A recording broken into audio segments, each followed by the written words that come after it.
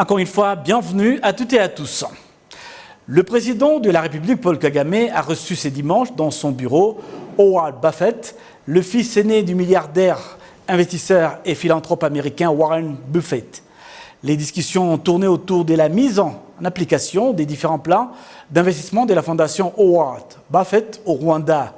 Howard Buffett, avec sa fondation Femmes Secours, avait déjà dévoilé il y a quelque temps un plan stratégique sur 10 ans appelé la Grande Idée et Rwanda d'un montant de plus de 500 millions de dollars. Pour le gouvernement rwandais, l'agriculture est un secteur prioritaire avec l'ambition de faire transiter d'un secteur des subsistances à une production commerciale en attirant des investissements significatifs.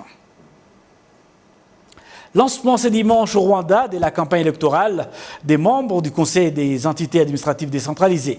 La Commission nationale électorale a déclaré avoir reçu 1641 candidatures, mais qu'elle n'a retenu que 1461 remplissant toutes les exigences. Le point avec Assim Youssouf. Cette campagne électorale se déroule virtuellement ou par publication des identités et des programmes des candidats au bureau des districts ou des secteurs avec l'accord des instances de base. La campagne se fait également par l'intermédiaire des médias. Les citoyens un peu partout souhaitent que les candidats puissent notamment tendre une oreille attentive à ceux qui vont voter pour eux.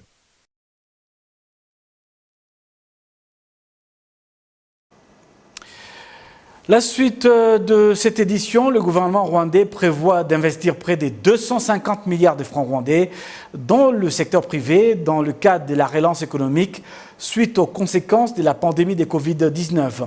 Selon les rapports de la Banque mondiale et du Fonds monétaire international FMI, en 2022, l'économie rwandaise aura une croissance de 7% et le pays sera classé deuxième au niveau continental. Les précisions avec Amandine Dikoumassabo. Le secteur minier est l'un des secteurs qui constituent le pilier de l'économie rwandaise. Jean-Malik Kalima, qui représente l'association des sociétés minières rwandaises, indique que le prix de leurs produits a augmenté sur le marché international, un des facteurs de la croissance économique attendue en 2022. Comme vous le savez, nous produisons les 3 T qu'on appelle communément la cassitérite, la wolframite et le colombo-tantalite.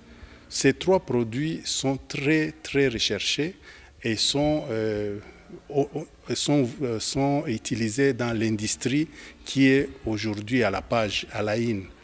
Les Haïti, comme vous le savez, durant cette pandémie, la plupart des gens travaillent à la maison, travaillent à distance, et cela fait qu'ils en ont tous besoin, et cette demande a été grande et a fait qu'ils ont aussi besoin de ce minerai. Vous allez le remarquer depuis la pandémie, les prix du minerai sur le marché international a pu se monter un peu et on a l'espoir que ça va continuer à monter. Ce qui fait que moi je sensibilise les gens et les investisseurs à pouvoir investir dans le secteur car c'est l'un des secteurs qui pourra nous rapporter des devises durant les années qui vont venir et pouvoir positionner le pays sur une bonne position, comme on vient de le dire par le FMI. Le gouvernement rwandais prévoit investir près de 250 milliards de francs rwandais dans le secteur privé dans le cadre de la relance économique durable suite aux conséquences de la pandémie de Covid-19. Une somme qui s'ajoute à près de 100 milliards qui ont également été investis dans le secteur privé pour soutenir les activités ayant enregistré une grande perte suite à la pandémie.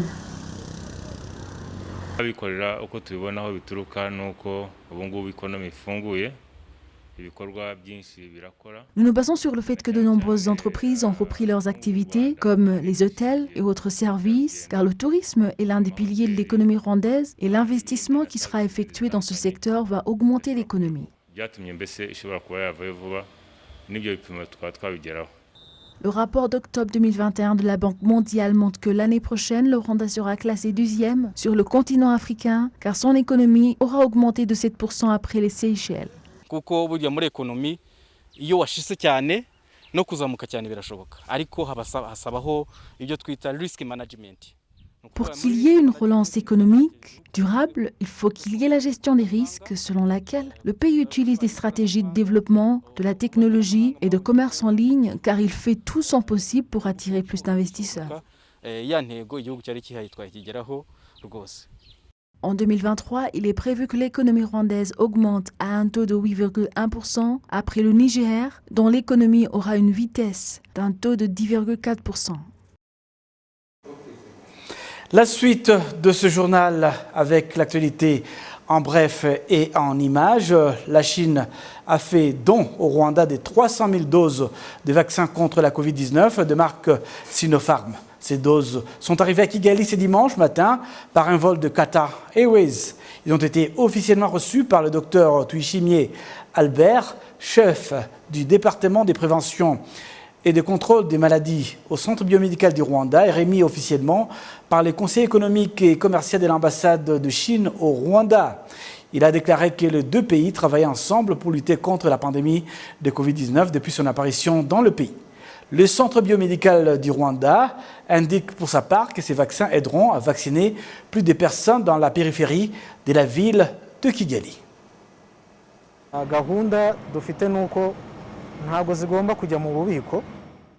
Notre plan n'est pas de les garder dans l'entrepôt, mais d'être amenés directement sur les sites de vaccination. La capacité et les moyens pour qu'ils soient transportés sont déjà là. Ils seront fournis dans différentes zones de choix selon la nature de la pandémie, dans une certaine zone donnée et aussi en fonction de la vitesse du processus de vaccination dans cette zone. Après avoir su où les affecter, il ne faut pas plus de 2 heures pour arriver dans ces zones.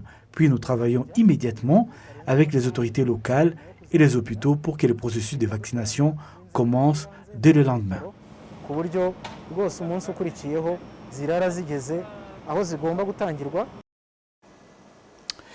Et puis, il s'agit donc de la deuxième expédition de vaccins Covid-19 de la Chine vers le Rwanda. En août de cette année, la Chine avait déjà livré au Rwanda 200 000 doses de vaccins. Les fidèles de l'église Umuriro wa Pentecôte au Rwanda indiquent qu'ils réfléchissent encore sur l'opportunité de se faire vacciner ou non face à la pandémie de Covid-19. Les leaders religieux sont invités par le gouvernement à encourager leurs fidèles à se faire vacciner. Le détail avec Amandine Dikumasabo. En district de Gasabo, dans le secteur de Kimilongo, l'église Umuriro à Pentecôte respecte les instructions sanitaires. Elle a même mis en place des infrastructures irrelatives. Ce que les fidèles de cette église ont de particulier est le fait que la vaccination ne soit pas une urgence pour le moment. Si je ne me suis pas encore faite vacciner, ce n'est pas par manque de temps, mais j'attends plutôt que le moment opportun arrive. Souvent, chacun a sa propre manière de recevoir le message de mobilisation autour de la riposte du Covid-19 et on prend une décision selon la volonté de notre cœur. Le pasteur de l'église Umuriro à Pentecôte, Nabanganimana Eli, explique qu'il n'a jamais exhorté les fidèles à se faire vacciner car lui-même il n'a pas encore été vacciné. J'ai décidé d'attendre pour voir ce qu'il adviendra de ceux qui ont été vaccinés. Du fond de mon cœur, je ne me sens pas prêt et en tant que représentant de l'Église, jusqu'à présent, je n'ai aucun message relatif à leur partager. Cette semaine qui prend fin, le ministre de l'administration locale avec le ministre de la Santé ont exhorté les responsables des églises de la province de l'Ouest à éviter tout obstacle à la vaccination. Le fait de priver la population leur chance de vivre avec une bonne santé, sous base de croyances religieuses, est strictement interdit. Ceux qui le font seront sanctionnés. Les bonnes croyances sauvent la vie. Le nombre des fidèles de l'église Umuriro à Pentecôte ayant été vaccinés contre la Covid-19 n'est pas connu. 2500 est le nombre de tous les fidèles et parmi 12 qui ont été interrogés, un seul a été déjà vacciné. Parlons à présent d'un sujet assez délicat dans la société rwandaise, l'incinération des morts. Des psychologues estiment qu'une prise en charge psychologique s'impose pour que les gens approuvent cette pratique. Analyse avec Kassim Youssouf. Ruterana Elsa est sexagénaire et habite dans le district de Rwamagana. Elle indique comment l'inhumation était jadis pratiquée. Poser quelque part le corps du défunt enroulé dans une natte et souvent des animaux sauvages le dévoraient. Elle indique en outre qu'avec le progrès, la manière d'ensevelissement a changé et approuve celle d'aujourd'hui. Nous payons aujourd'hui les places ou ensevelir les défunts et je trouve que c'est mieux ainsi. À propos de l'incinération des corps, elle dit qu'elle ne peut pas l'approuver, idée qu'elle partage avec d'autres personnes. Il serait mieux d'inhumer les corps et après une année, alors que la décomposition s'est achevée, y ensevelir un autre corps, mais pas question d'incinération. Je pense qu'il faudra parler avec celui qui est éprouvé et s'il est d'accord, je ne vois pas pourquoi on ne peut pas incinérer le corps parce que je trouve que cela ne cause pas de problème. Pour moi, cela serait une bonne chose car nous avons un petit pays et la population augmente. Il y a des pays plus grands que le Rwanda qui le pratiquent. C'est en 2015 que l'arrêté du ministre ayant la culture dans ses attributions régissant l'incinération au Rwanda a été publié et stipule que c'est un incinérateur électrique qui sera utilisé.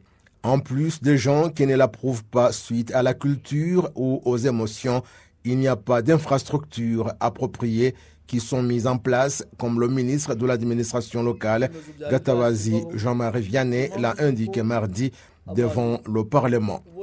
Il a en effet indiqué que des entrepreneurs ont peur de subir une perte s'ils se lancent dans cette activité et que c'est au gouvernement de le faire.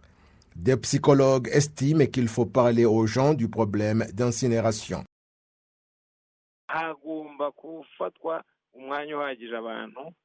Il faut prendre assez de temps pour que les gens en parlent. Je connais des Rwandais qui vivent à l'extérieur et qui ont incinéré leurs proches, mais nous, lorsqu'on nous en parle, ça nous fait mal. Lorsqu'on vous surprend avec cela, vous avez mal. Il faut donc que cette loi aille de pair avec des discussions avec différentes catégories de personnes. Je trouve que c'est cela l'essentiel. L'on compte un peu partout au Rwanda environ 1400 cimetières.